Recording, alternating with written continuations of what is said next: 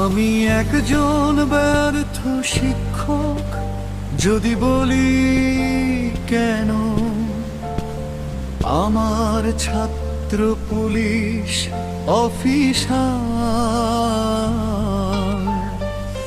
রাস্তায় দাঁড়িয়ে হাত পেতে নিচ্ছে টাকা।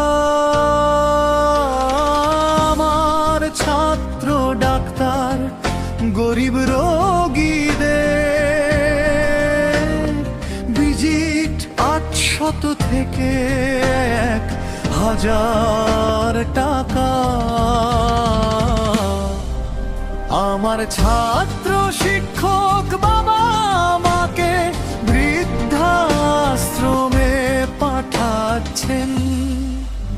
আমি একজন আদর্শ শিক্ষক হতে পারে না।